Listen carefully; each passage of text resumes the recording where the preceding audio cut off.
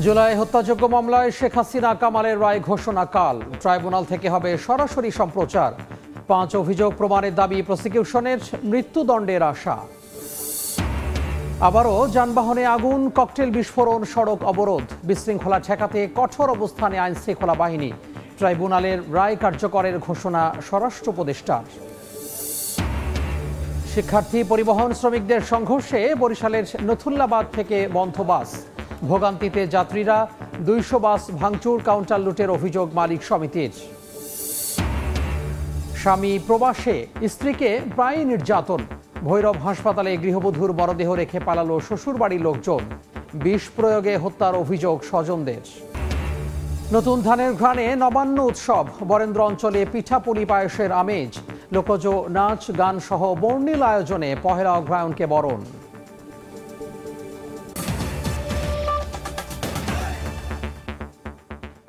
বাংলা সময়ে সঙ্গে আছি আমি তোহা খান তামিম। জুলাই হত্যাযজ্ঞে শেখ হাসিনার বিরুদ্ধে মানবতা বিরোধী অপরাধ মামলার রায় কাল। রায় ঘোষণা সরাসরি সম্প্রচার করবে বিটিভি ও বার্তা সংস্থা রয়টার্স। এছাড়া ট্রাইব্যুনালের ফেসবুক পেজ থেকেও সরাসরি দেখানো হবে। পাশাপাশি ঢাকার 10টি পয়েন্টে দেখা যাবে বড় পর্দায়। আন্তর্জাতিক অপরাধ ট্রাইব্যুনালের প্রসিকিউটর গাজী MH তামিম বলছেন, নারী বিবেচনায় মৃত্যুদণ্ডের সাজা থেকে অনুকম্পা পাওয়ার সুযোগ নেই শেখ হাসিনার। রাত পোহালে জুলাই হত্যাযজ্ঞের মামলার রায়। শেখ হাসিনার বিরুদ্ধে মানবতাবিরোধী অপরাধের ঐতিহাসিক মামলায় দেশের নজর এখন ট্রাইব্যুনালের দিকে। নির্দেশদাতা হিসেবে শেখ হাসিনা ও আসাদুজ্জামান খান কামালের কি সাজা হতে পারে তা নিয়ে সাধারণ মানুষ থেকে আন্তর্জাতিক মহল পর্যন্ত কৌতূহল। আর আসামি থেকে রাজসাক্ষী হওয়া চৌধুরী আব্দুল আল মামুনের পরিণতিও রায়ের দিনই স্পষ্ট হবে। আপনারা জানেন যে প্রসিকিউশন নিশ্চিত করেছে সোমবারের রায় সরাসরি সম্প্রচার করবে বিটিভি, রয়টার্স এবং ট্রাইব্যুনালের অফিসিয়াল ফেসবুক পেজ। পাশাপাশি ঢাকার গুরুত্বপূর্ণ কয়েকটি স্থানে বড় পর্দায় সম্প্রচারের ব্যবস্থা করেছে সংস্কৃতি মন্ত্রণালয়। রায়ের যে অংশটুকু ট্রাইব্যুনাল এখানে পড়ে শোনাবেন, সেই অংশটুকু ট্রাইব্যুনালের অনুমতি সাপেক্ষে বাংলাদেশ টেলিভিশন এবং বাংলাদেশ টেলিভিশনের সাথে চুক্তিবদ্ধ যে কয়েকটি সংস্থা আছে এবং বাংলাদেশ টেলিভিশনের মাধ্যমে দেশের সকল গণমাধ্যম সরাসরি সম্প্রচার করতে পারবেন। বাংলাদেশের ইতিহাসে ফাঁসির সাজা হলেও কোনো নারীর মৃত্যুদণ্ড কার্যকর হয়নি। তবে সে বিবেচনায় শেখ হাসিনার এমন কোনো অনুকম্পার সুযোগ নেই বলে সাফ জানিয়ে দিয়েছেন প্রসিকিউটর। জামিন প্রদানের ক্ষেত্রে নারীকে, অসুস্থকে এবং কিশোর বালক শিশুদেরকে প্রিভিলেজ দেওয়া আছে, কিন্তু রায় প্রদানের ক্ষেত্রে নারীকে আমাদের সাধারণ আইনেও কোনো আলাদা প্রিভিলেজ দেওয়া হয়নি, আর আমাদের এই আইনেও কোনো আলাদা প্রিভিলেজ নেই। অর্থাৎ রায় প্রদানের ক্ষেত্রে আসামি নারী হোক পুরুষ হোক, তিনি তার অবস্থানে থেকে কি অপরাধ করেছেন সেই অপরাধের গ্র্যাভিটি বিবেচনা করে শাস্তি প্রদান করা হবে বা মামলা প্রমাণ না হলে খালাস প্রদান করা হবে। শেখ হাসিনা দণ্ডিত হলে ট্রাইব্যুনালের সাজা পরোয়ানা ইন্টারপোলের কাছে পাঠানো হবে বলেও জানিয়েছে প্রসিকিউশন। আফজাল হোসেন, সময় সংবাদ, ঢাকা। শেখ হাসিনার বিরুদ্ধে মানবতা বিরোধী অপরাধের মামলার রায়কে ঘিরে দেশের বিভিন্ন স্থানে নাশকতা চালাচ্ছে দুর্বৃত্তরা। বাসে আগুন, ককটেল নিক্ষেপ, সড়ক অবরোধ, গ্রামীণ ব্যাংকে হাত বোমা হামলার ঘটনা ঘটেছে। স্বরাষ্ট্র উপদেষ্টা জানিয়েছেন, ট্রাইব্যুনালের রায় কার্যকর করা হবে। যে কোনো বিশৃঙ্খলা ঠেকাতে প্রস্তুত আছে আইন শৃঙ্খলা বাহিনীর সদস্য। সিসিটিভি ফুটেজে দেখা যায়, শনিবার মধ্যরাতে 5 যুবক দুটি মোটরসাইকেলে এসে একটি অ্যাম্বুলেন্সে আগুন দিয়ে দ্রুত পালিয়ে যায়। গাড়িটি সিলেটের শহীদ শামসুদ্দিন আহমদ হাসপাতালের পার্কিংয়ে দাঁড়ানো ছিল। খবর পেয়ে ফায়ার সার্ভিস কর্মীরা ঘটনাস্থলে এসে আগুন নিয়ন্ত্রণে আনে। ময়মনসিংহে দুর্বৃত্তদের আগুনে পড়ল একটি কাভার্ড ভ্যান। নগরীর আকোয়া বাইপাস এলাকায় শনিবার রাতে চালক কাভার্ড ভ্যানটি রাস্তার পাশে দাঁড় করিয়ে বাড়ি চলে যায়। পরে নাশকতাকারীরা আগুন ধরিয়ে দিলে সেটি পুড়ে যায়। শনিবার রাতে সাভারের রাজফুলবাড়িয়া এলাকায় বিশ্বাস গার্মেন্টসের সামনে দাঁড়িয়ে থাকা ইতিহাস পরিবহনের একটি বাসে আগুন ধরিয়ে দেওয়া হয়। এ সময় বাসের ভেতরে ঘুমাচ্ছিলেন চালক। হঠাৎ আগুনের তাপে তার ঘুম ভেঙে যায়। এরপর দ্রুত বাস থেকে নেমে আসেন তিনি। ফেনী শহরের মুক্তবাজারে নির্মিত জুলাই শহীদ স্মৃতিস্তম্ভে আগুন দিয়েছে দুর্বৃত্তরা। এরপর সে ঘটনা সামাজিক যোগাযোগ মাধ্যমে ছড়িয়ে দেওয়া হয়। ভিডিওতে দেখা যায় দুর্বৃত্তরা মুখে মাস্ক লাগিয়ে কেরোসিন ঢেলে আগুন লাগিয়ে পালিয়ে যায়। আমরা দেখছি যে দুর্বৃত্তকারীরা কারা এটা ফাইন্ড আউট করছি আমরা, কারণ এখানে অনেকগুলো ইস্যু থাকতে পারে। সেই ইস্যুগুলো আমরা সমস্ত ইস্যুগুলো দেখছি, যাচাই করছি। আমরা ওসিরে তাদেরকে শনাক্ত করে ধরে ফেলবো আশা করছি। গাজীপুরের শ্রীপুরে গ্রামীণ ব্যাংকে পেট্রোল বোমা নিক্ষেপ করে দুর্বৃত্তরা, তবে প্রতিষ্ঠানটির কোনো ক্ষয়ক্ষতি হয়নি। রোববার সকালে ঢাকা বরিশাল মহাসড়কে মাদারীপুরের গোপালপুরে গাছের গুঁড়ি ফেলে ও গাড়ির টায়ার জ্বালিয়ে যান চলাচল বন্ধ করে দেয় নাশকতাকারীরা। এতে মহাসড়কটিতে যান চলাচল বন্ধ হয়ে যাওয়ায় চরম দুর্ভোগে পড়েন যাত্রীরা। খবর পেয়ে ফায়ার সার্ভিস ও হাইওয়ে থানা পুলিশ ঘটনাস্থলে পৌঁছালে পালিয়ে যায় দুর্বৃত্তরা। পরে মহাসড়ক থেকে গাছ সরিয়ে নিলে যান চলাচল স্বাভাবিক হয়। আশেপাশে যেই তথ্যগুলো পেয়েছি সেটা হচ্ছে যে আওয়ামী লীগের ডাকা যে শাটডাউন কর্মসূচি সেটাকে বাস্তবায়ন করতে এই আওয়ামী লীগের লোকজন এই রাস্তাটা ব্লক করেছে। কুমিল্লায় টমছম ব্রিজ ও বাদুরতলা এলাকায় ব্যানার, লাঠি, গ্যাস লাইট ও মিছিলের সরঞ্জাম সহ 29 জনকে আটক করা হয়। এছাড়া জেলার বিভিন্ন জায়গা থেকে আরও 15 জনকে আটক করা হয়। নাশকতার ঘটনায় কার্যক্রম নিষিদ্ধ আওয়ামী লীগের নেতাকর্মীরা জড়িত থাকতে পারে বলে ধারণা পুলিশের। ট্রাইব্যুনাল যে রায় দেবে তা কার্যকর হবে। যে কোনো বিশৃঙ্খলা ঠেকাতে আইন শৃঙ্খলা বাহিনী প্রস্তুত আছে বলে জানিয়েছেন স্বরাষ্ট্র উপদেষ্টা জাহাঙ্গীর আলম চৌধুরী। বরিশালে আইন শৃঙ্খলা বাহিনী সহ মাঠ প্রশাসনের শীর্ষ কর্মকর্তাদের সঙ্গে বৈঠক শেষে তিনি একথা বলেন। ট্রাইব্যুনাল কি রায় দেয় তা আমরা তো জানি না, বাট রায় যাই দেয় তো এটা কার্যকরী হবে এবং জনগণ এবং যার এই হেতু সবাই এটা মেনে নিবে। বিশৃঙ্খলা ঠেকাতে অনেক তারা পুরোটা প্রস্তুত। শেখ হাসিনার বিরুদ্ধে মানবতা বিরোধী অপরাধের মামলার রায় সোমবার। রায়কে ঘিরে দুষ্কৃতিকারীদের নাশকতা ঠেকাতে তৎপরতা বাড়িয়েছে আইন শৃঙ্খলা বাহিনী। মনিরুজ্জামান প্রান্ত, সময় সংবাদ। নির্বাচনকে বানচাল অথবা বিলম্বিত করতে নানা ষড়যন্ত্র চলছে বলে মন্তব্য করেছেন বিএনপির স্থায়ী কমিটির সদস্য ডক্টর খন্দকার মোশাররফ হোসেন। দুপুরে কুমিল্লায় বিএনপি আয়োজিত গণমিছিলে অংশ নিয়ে তিনি কথা বলেন। বিএনপি গণতন্ত্র প্রতিষ্ঠা করতে চায় দাবি করে বিএনপির এই নেতা বলেন, দেশ গঠনে জনগণকে এগিয়ে আসার আহ্বান জানান। জনগণ অপেক্ষা করছে ভোট দিয়ে বিএনপিকে সংসদে পাঠাতে বলেও জানান তিনি। এর আগে গণমিছিলটি শুরু হয়ে নগরীর বিভিন্ন সড়ক প্রদক্ষিণ করে। এতে মহানগর ও জেলা বিএনপির নেতাকর্মীরা অংশ নেন।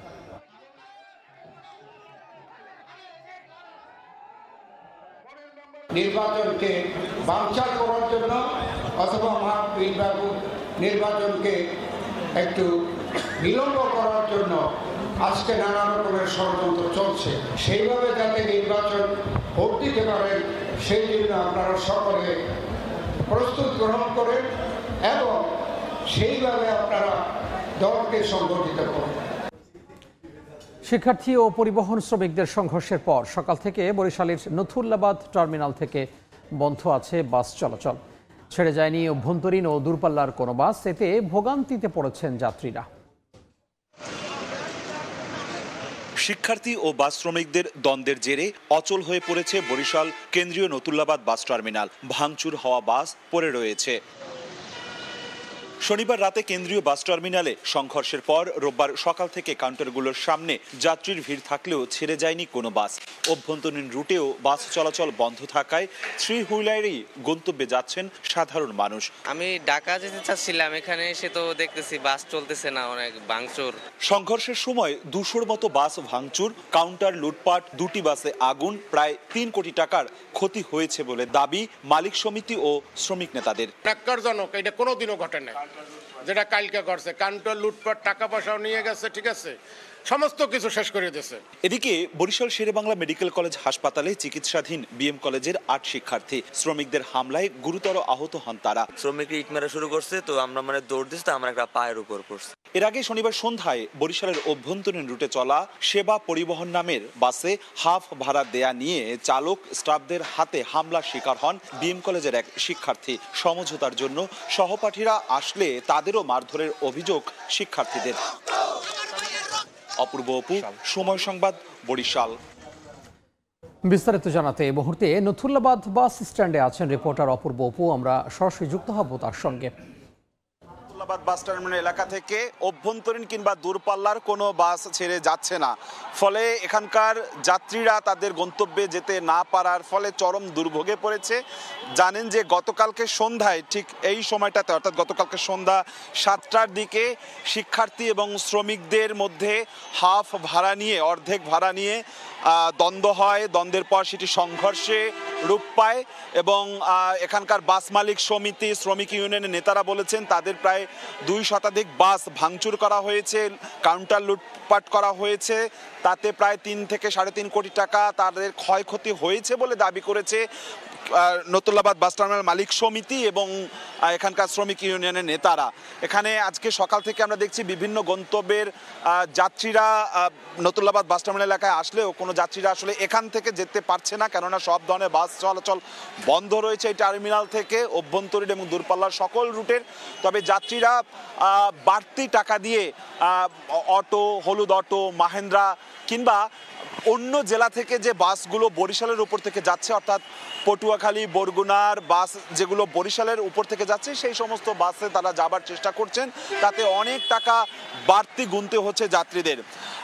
আজকে এর বাইরে শিক্ষার্থীদের বরিশালের জানেন যে বরিশালের বিএম কলেজের এক শিক্ষার্থীর কাছ থেকে হাফ ভাড়া নিয়ে তো মূলত এই দ্বন্দ্বের সূত্রপাত। সেই জায়গা থেকে শিক্ষার্থীরা অভিযোগ করেছে এই যাত্রীদের ভোগান্তি কিংবা শিক্ষার্থীদের লাঞ্ছিত করার ঘটনা শুধুমাত্র গতকালকেই নয়, বছরের পর বছর ধরে রূপাতলী বাস টার্মিনাল এবং নতুল্লাবাদ বাস টার্মিনালে শ্রমিকদের দ্বারা তারা হয়রানির শিকার হয়, যার গতকালকে একটি বিস্ফোরণ ঘটনা ঘটে। সম্মিলিতভাবে বিভিন্ন শিক্ষা প্রতিষ্ঠানের শিক্ষার্থীরা এসে বিক্ষুব্ধ প্রতিক্রিয়া দেখায় এবং দফায় দফায় সংঘর্ষে উভয় পক্ষের প্রায় অর্ধশত আহত হয়।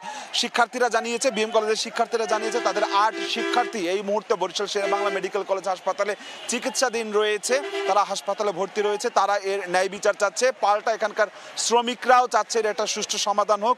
মালিক পক্ষ বলছে তাদের যে ক্ষয়ক্ষতি হয়েছে যতক্ষণ না পর্যন্ত সেটি পূরণ করা হবে ততক্ষণ পর্যন্ত কেন্দ্রীয় নতুল্লা বাস টার্মিনাল থেকে কোনো বাস তারা ছেড়ে যেতে পারবে না। আমার কাছে আপাতত এখান থেকে এতটুকুই খবর রয়েছে, প্রায় 24 ঘন্টা হতে চললো, এখন পর্যন্ত কোনো বাস এখান থেকে যাচ্ছে না। আমার কাছে সবশেষ এতটুকুই খবর ছিল সন্ধ্যা পর্যন্ত। আমরা সরাসরি যুক্ত হয়েছিলাম বরিশাল থেকে। পদোন্নতি সহ 4 দফা দাবিতে ময়মনসিংহ ও যশোরে অনির্দিষ্টকালের জন্য কর্মবিরতি পালন করছেন সরকারি কলেজের শিক্ষকরা। ময়মনসিংহের আনন্দমোহন কলেজ সহ 8টি সরকারি কলেজের 151 জন প্রভাষক একাত্মতা পোষণ করে কর্মসূচি পালন করছেন। এ সময় বিভাগীয় পদোন্নতি কমিটি সভা সম্পন্ন করা, 32 থেকে 37তম ব্যাচ পর্যন্ত পদোন্নতি বঞ্চিত প্রভাষকদের পদোন্নতি সহ 4 দফা বাস্তবায়নের দাবি জানান তারা। তাদের অভিযোগ, বিভিন্ন ক্যাডারে নিয়মিত পদোন্নতি হচ্ছে, তবে সব শর্ত পূরণ করেও একজন প্রভাষক পদোন্নতি পাচ্ছেন না। একই দাবিতে যশোরেও কর্মবিরতি পালন করছেন শিক্ষকরা। পদোন্নতির সরকারি আদেশ জারি না হওয়া পর্যন্ত কর্মসূচি চালিয়ে যাওয়ার ঘোষণা তাদের।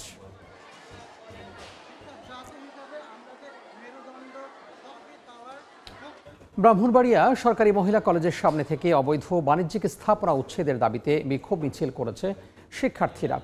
দুপুরে কলেজের সামনের রাস্তায় আগুন জ্বালিয়ে সড়ক অবরোধ করে বিক্ষোভ করেন তারা। শিক্ষার্থীরা জানান, কলেজের সামনের সড়কে বিভিন্ন বাণিজ্যিক স্থাপনার কারণে যানজট, অনাকাঙ্ক্ষিত ভিড় ও অনিরাপদ পরিবেশের সৃষ্টি হয়। এতে প্রতিদিন কলেজে যাতায়াতে নানা সমস্যার সম্মুখীন হতে হয় তাদের। তাই দ্রুত এসব অবৈধ স্থাপনা উচ্ছেদ করে কলেজের সামনে সীমানা প্রাচীর নির্মাণের দাবি জানান তারা।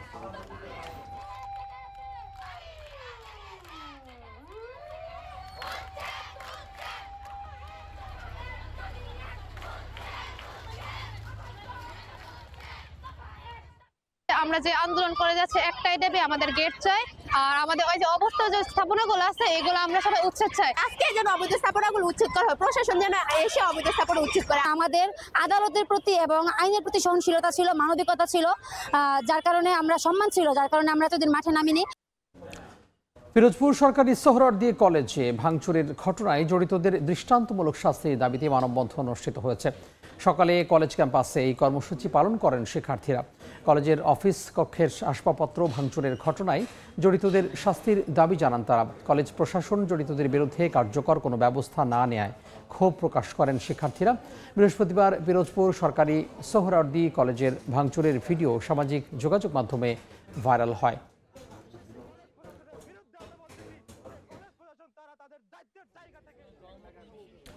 গাজীপুরের রাজেন্দ্রপুর সেনানিবাসের অর্ডিন্যান্স সেন্টার অ্যান্ড স্কুলে আর্মি অর্ডিন্যান্স কোরের ৪৫তম বার্ষিক অধিনায়ক সম্মেলন অনুষ্ঠিত হয়েছে।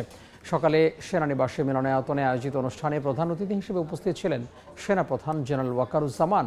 কোরের গৌরবোজ্জ্বল ঐতিহ্য ও দেশ সেবায় গুরুত্বপূর্ণ অবদানের কথা তুলে ধরেন তিনি। আর্মি অর্ডিন্যান্স কোরের বিভিন্ন ইউনিটের প্রতি নিষ্ঠা, একাগ্রতা ও পেশাদারিত্ব ধরে রেখে আধুনিক প্রশিক্ষণের মাধ্যমে একবিংশ শতাব্দীর চ্যালেঞ্জ মোকাবিলার আহ্বান জানান সেনাপ্রধান। এছাড়া প্রযুক্তিগত উন্নয়ন, গবেষণা, দক্ষতা বৃদ্ধি এবং ভবিষ্যৎ পরিকল্পনা সহ গুরুত্বপূর্ণ বিষয় তুলে ধরেন তিনি।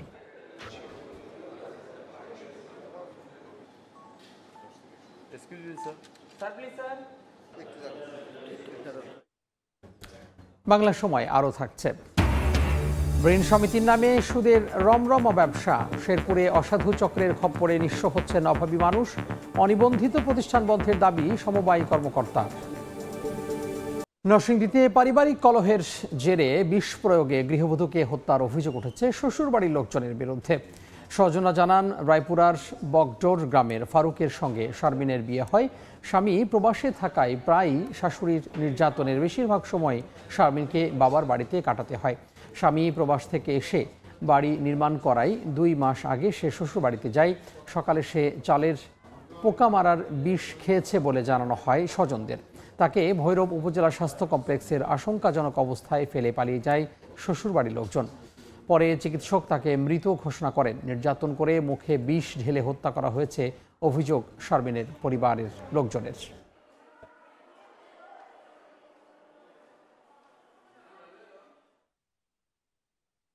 7 বছর জামাই বিদেশ থাকাইছে, আমার মায়ের আমার কাছে লাগছে। জামাই বাইতেছে 2 মাস হয়েছে, 2 মাস হইতে জামাই ঘর দর বাঁধছে, বাইন্দা ঘরটা গুছাইছে না মা আজ্জা সহলে মাইরা লাইছে, শাশুড়ি মাইরা লাইছে। প্রাথমিক ম্যানেজমেন্ট করার পরে রেফারেলের পরামর্শ দেই, তো তাৎক্ষণিকভাবে তারা অ্যাম্বুলেন্স আনতে গেছে বলে গেল, ইতিমধ্যে আর কি আমরা বাঁচাতে পারি। চাঁপাইনবাবগঞ্জে ঢালাই মেশিনে চাপা পড়ে এক শ্রমিকের মৃত্যু হয়েছে। সকালে শিবগঞ্জে ট্রলির সঙ্গে ঢালাইয়ের মিক্সার মেশিন যুক্ত করে কাজে যাচ্ছিলেন মংলু আলী সহ কয়েকজন শ্রমিক। পথে কারবালা মোড় এলাকায় পৌঁছালে ট্রলিটির সামনের অংশ উল্টে যায়। এ সময় মিক্সার মেশিনের নিচে চাপা পড়ে ঘটনাস্থলে মারা যান মেংলু মিয়া।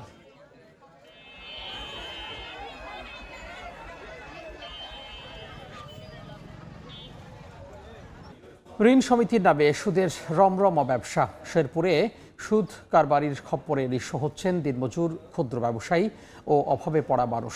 এনজিওগুলোর এমন চক্রবৃদ্ধি ঋণ সমিতি অচিরেই বন্ধের দাবি এলাকাবাসীর। শেরপুর থেকে শহীদুল ইসলাম হীরার তথ্য, বাবু চক্রবর্তীর তোলা ছবি নিয়ে রিপোর্ট। জরুরি প্রয়োজনে টাকা ধার দিতে হঠাৎ সরব নামে বেনামে বিভিন্ন ঋণদান সমিতি। কিন্তু এসব এনজিওর চক্রবৃদ্ধি সুদের দেনায় পড়ে ভিটে মাটি বিক্রি করে এলাকা ছাড়া হচ্ছেন শিবার্থী উপজেলার ঝগড়াচর বাজারের নিম্ন আয়ের মানুষ। কারো আর্থিক দুর্বলতা পেলেই ঋণ নিয়ে হাজির হয় সুদের কারবারিরা। পরে চড়া সুদ দিতে না পারলে বাড়ি থেকে গরু, ছাগল, প্রয়োজনীয় মালামাল তুলে আনে তারা। এসব সুদের কারবারিদের দৌড়াতে অতিষ্ঠ স্থানীয়রা। প্রভাবশালী ব্যক্তি ও এনজিওর সুদ ব্যবসা বন্ধের দাবি জানান তারা। বলেন, সুদ বন্ধ না হলে সহায় সম্বল হারাবে ঋণের ফাঁদে পড়া অসহায় মানুষ। সুদের ব্যবসাটা করে আমাদেরকে একেবারে নিঃস্ব করে ভিটে ছাড়া করে ফেলছে। সুদের ব্যবসা করতেছে, ধনীরা আরো ধনী হইতেছে, গরিবেরা আরো গরিব হইতেছে। ঋণ যদি দেরি হয় দিতে, তাহলে তাকে মায়ের ধরার হুমকি দেয় এবং দেশ ছাড়া করে ফেলে। অনেকবার চেষ্টা করা হয়েছে, কিন্তু এটা এখনো বন্ধ হয়নি। এই সমস্ত সুদের সাথে যারা জড়িত অতি দ্রুত এগুলো বন্ধ হওয়া প্রয়োজন। অনুমোদন ছাড়া সমিতির নামে ঋণ দেওয়া দণ্ডনীয় অপরাধ। এমন প্রতিষ্ঠানের বিরুদ্ধে প্রশাসনকেই ব্যবস্থা নিতে হবে বলে জানিয়েছেন জেলা সমবায় কর্মকর্তা। ব্যক্তি উদ্যোগে সুদের ব্যবসা পরিচালনা করে থাকে, তাহলে এটার জন্য সংশ্লিষ্ট কর্তৃপক্ষ বা প্রশাসন সরকারের পক্ষ থেকে তার বিরুদ্ধে আইনগত ব্যবস্থা গ্রহণ করা হয়ে থাকে। যদি কেউ আমাদের কাছে ভুক্তভোগী হন বা এই সুদি কারবারের ব্যক্তি হন, আমাদের কাছে অভিযোগ দিলে পরে আমরা তাদেরকে অবশ্যই আইনের আওতায় নিয়ে আসবো। ঝগড়াচর বাজারে চলছে এমন অর্ধ শতাধিক অবৈধ ঋণদান সমিতি এবং বিভিন্ন মহাজনী সুদের কারবার। সময় সংবাদ, শেরপুর। বাংলা সময় আরও থাকছে। বেহাল ড্রেনেজ ব্যবস্থা নেই গ্যাস সংযোগ, আলুর মুখ দেখেনি শ্রীহট্ট অর্থনৈতিক অঞ্চল। উৎপাদন কার্যক্রম চালাচ্ছে মাত্র 2টি প্রতিষ্ঠান। বিনিয়োগ বান্ধব পরিবেশ নিশ্চিতের দাবি। 2024 সালে অক্টোবরে চালু হওয়ার কথা ময়মনসিংহের একমাত্র শিশু হাসপাতাল, কিন্তু এখনও অর্ধেক কাজও সম্পন্ন হয়নি। এর মধ্যে আবার দেখা দিয়েছে নতুন সংকট। বিগত সরকারের আমলে নেওয়া প্রকল্পের মেয়াদ শেষ হয়ে যাওয়ায় গেল 16 মাস ধরে বন্ধ নির্মাণ কাজ। মুখ থুবড়ে পড়েছে প্রকল্পটি, যদিও গণপূর্ত বিভাগ বলছে বাকি কাজ শেষ করতে নতুন প্রকল্প প্রস্তাবনা একনেকে অনুমোদনের অপেক্ষায়। হোসেন আলীর ছবিতে ওবায়দুল হকের রিপোর্ট। ময়মনসিংহ মেডিকেল কলেজ হাসপাতালের শিশু বিভাগের বাইরের করিডোর ও বারান্দার চিত্র এটি। 3টি ইউনিটে 60 শয্যার এই বিভাগে প্রতিদিন ভর্তি থাকে 4 থেকে 7 গুণ বেশি রোগী। সেবা দিতে হিমশিম অবস্থায় পড়তে হয় চিকিৎসক নার্সদের। এখানে একটা প্রস্তাবিত শিশু হসপিটাল করার একটা কাজ চলছে, তো সেটাকে আরেকটু ত্বরান্বিত করে আমাদেরকে এই কাজের যে চাপ সেটা থেকে মুক্ত করা হলে আমরা যেমন স্বাচ্ছন্দ্য বোধ করব, আমাদের রোগীরাও অধিকতর ভালো সেবা পাবে। ময়মনসিংহবাসীর দীর্ঘদিনের দাবির প্রেক্ষিতে 2017 সালে একটি শিশু হাসপাতাল নির্মাণের উদ্যোগ নেয় সরকার। তবে জায়গা সংকট এবং প্রশাসনিক জটিলতায় এর কাজ শুরু হতেই সময় যায় 6 বছর। অবশেষে 2023 সালে এই নির্মাণ কাজ শুরু হলেও প্রকল্পের মেয়াদ শেষ হয়ে যাওয়ায় গত 16 মাস ধরে বন্ধ রয়েছে শিশু হাসপাতালের নির্মাণ কাজ। বেসমেন্ট ও একতলার পিলার নির্মাণ শেষে যন্ত্রপাতি সামগ্রী ছড়িয়ে ছিটিয়ে পড়ে আছে, লোহায় ধরেছে মরিচা। 2024 সালের অক্টোবরে হাসপাতালটি হস্তান্তরের কথা থাকলেও প্রকল্পের সময়সীমা ওই বছরের জুনে শেষ হয়ে যায়। এতে বন্ধ হয়ে যায় শিশু হাসপাতালের কাজ। এলাকার লাগে আমাদের ময়মনসিংহ সরপাড়া হসপিটাল যাতে অনেকটা একটা ভোগান্তি। কাজ যদি রানিংয়ে থাকতো তাহলে অনেক আগে শেষ হয়ে যেত এবং আমরা অন্য প্রকল্পে চলে যেতে পারতাম। এই প্রকল্পের অর্থ বরাদ্দ দিয়ে অতি দ্রুত এই প্রকল্পের কাজ শেষ করতে হবে, ময়মনসিংহবাসী যেন সুচিকিৎসা পেতে পারে। আনুষ্ঠানিকভাবে এ বিষয়ে ক্যামেরার সামনে কথা বলতে রাজি হয়নি গণপূর্তের নির্বাহী প্রকৌশলী। তবে তিনি জানান, বাকি 55% কাজের জন্য নতুন করে তৈরি করা প্রকল্প প্রস্তাবনা একনেকের অনুমোদনের অপেক্ষায়। নগরীর মধ্য বারেরা এলাকায় 3 একর জমিতে 30 কোটি টাকায় 10 তলা ভিত্তির উপর দ্বিতল শিশু হাসপাতাল নির্মাণের কার্যাদেশ দেয়া হয় 2023 সালের 27 আগস্ট। ইতিমধ্যে ঠিকাদার প্রতিষ্ঠানকে বিল দেয়া হয়েছে 10 কোটি টাকা। নতুন প্রকল্প প্রস্তাবনায় ব্যয় ধরা হয়েছে আরও 31 কোটি টাকা। ওবায়দুল হক, সময় সংবাদ, ময়মনসিংহ। গাইবান্ধার সাদুল্লাপুর উপজেলার ফরিদপুর ইউনিয়নের ইসবপুর দ্বিমুখী দাখিল মাদ্রাসার সুপার রেজাউল করিমের বিরুদ্ধে গোপনে ম্যানেজিং কমিটি গঠন সহ নিয়ম দুর্নীতির অভিযোগে মানববন্ধন ও বিক্ষোভ মিছিল করেছেন এলাকাবাসী। দুপুরে ইসবপুর দ্বিমুখী দাখিল মাদ্রাসার সামনে মানববন্ধন করেন এলাকাবাসী ও অভিভাবকরা। এ সময় তারা অভিযোগ করেন, ছাত্রছাত্রীদের অভিভাবকদের ভোট ছাড়াই গোপনে ভোট দেখিয়ে কমিটি গঠন করেছেন মাদ্রাসা সুপার।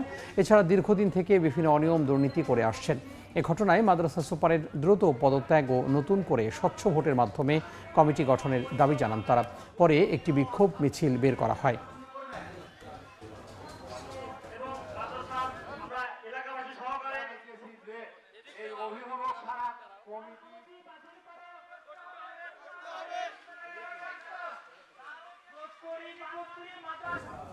নাটোরে মহাসড়কের দুই পাশে অবৈধ স্থাপনা উচ্ছেদে অভিযান চালিয়েছে সড়ক ও জনপথ বিভাগ।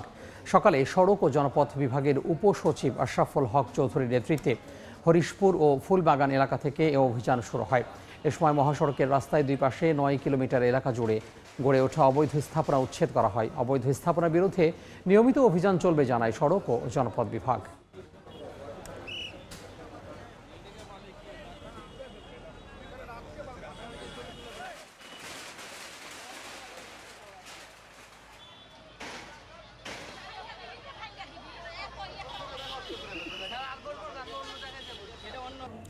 উদ্বোধনের 3 বছর পরও পূর্ণতা পায়নি মৌলভীবাজারের শ্রীহট্ট অর্থনৈতিক অঞ্চল।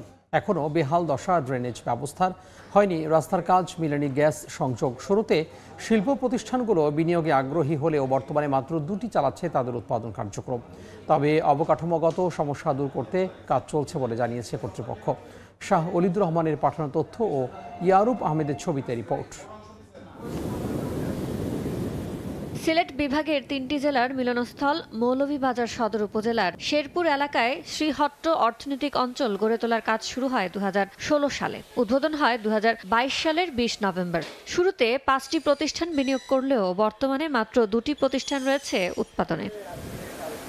আনুষ্ঠানিকভাবে চালুর 3 বছর পরও অর্থনৈতিক অঞ্চলটির এমন বেহাল দশার কারণ হিসেবে সংশ্লিষ্টরা বলছেন, এখনও গড়ে ওঠেনি সুষ্ঠু ড্রেনেজ ব্যবস্থা, সংস্কার হয়নি রাস্তার কাজ, রয়েছে ভূমি জটিলতা, মিলেনি গ্যাস সংযোগ। খালও নাই, ড্রেন নাই, কিচ্ছু নাই, রাস্তাঘাট কিচ্ছু হয়েছে না। বর্তমানে এখানে কোনো ফ্যাক্টরি নাই, 2-1টা ফ্যাক্টরি আছে, এটা তারা বাইরে লুকানে। 2টা ইন্ডাস্ট্রি হয়েছে, আর অত সব জায়গা নিছে, আমরা 2 কেয়ারের মতো জায়গা নিছে, কিন্তু ওখানে পর্যন্ত আমরা এলাকায় কোনো মানুষের ছায়া চাকরি পায় না। শত একর জায়গা একোয়ার করার পরও শত মানুষের কর্মসংস্থান হয়নি। যদি বেশি ইন্ডাস্ট্রি হয় তা আমাদের এলাকার জনগণ এখানে উপকৃত হবে।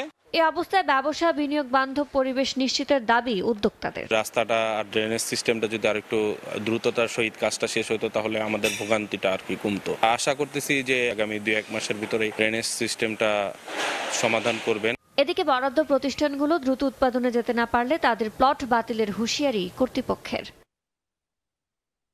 দ্রুততম সময়ে কনস্ট্রাকশন শেষ করে আমরা যে তাদের টার্গেট দিচ্ছি করার জন্য, প্রোডাকশনে যাওয়ার জন্য দ্রুততম সময়ের জন্য। যেসব প্রতিষ্ঠান ফেল করবে আর কি তাদের ওয়ার্নিং দেওয়া হয়েছে যে তাদের ওই প্লট বাতিল করে নতুন প্রতিষ্ঠানকে হয়তো প্লট বরাদ্দ দেওয়ার ইনিশিয়েটিভ নেওয়া হবে।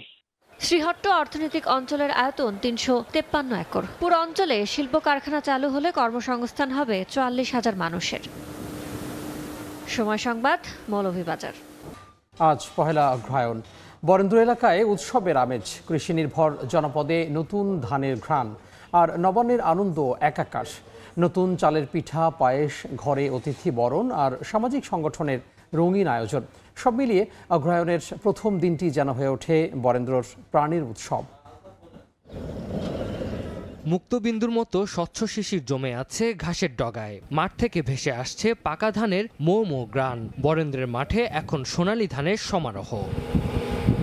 কৃষক কৃষানির ব্যস্ততা বেড়েছে। নতুন ধান দিয়ে ঘরে ঘরে তৈরি হবে বাহারি পিঠা, পায়েস। অগ্রহায়ণের প্রথম দিনটি প্রতিটি ঘরে যেন থাকে আলাদা আনন্দ।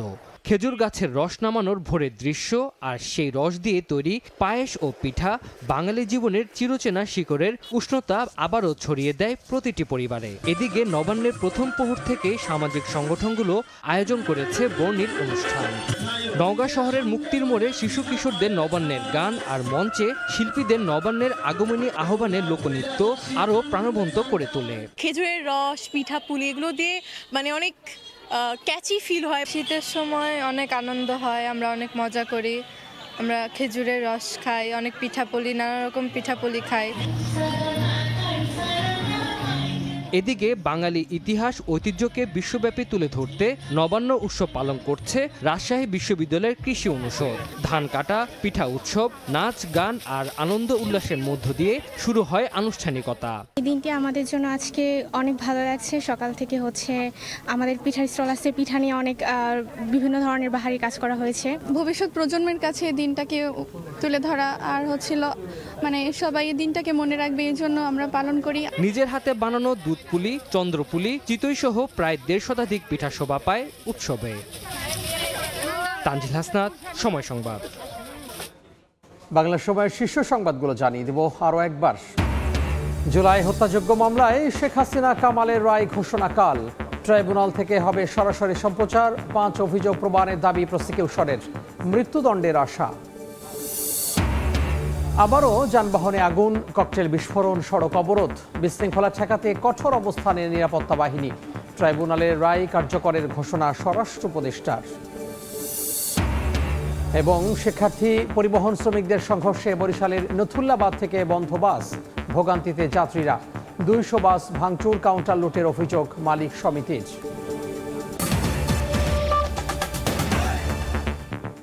এই ছিল বাংলার সময়। এরপর সন্ধ্যার সময় নিয়ে সঙ্গে থাকবেন সহকর্মী ওমর ইনান। ধন্যবাদ তামিম। সন্ধ্যার সময় নিয়ে আসছি কিছুক্ষণ পর, সঙ্গে থাকুন সময়ে।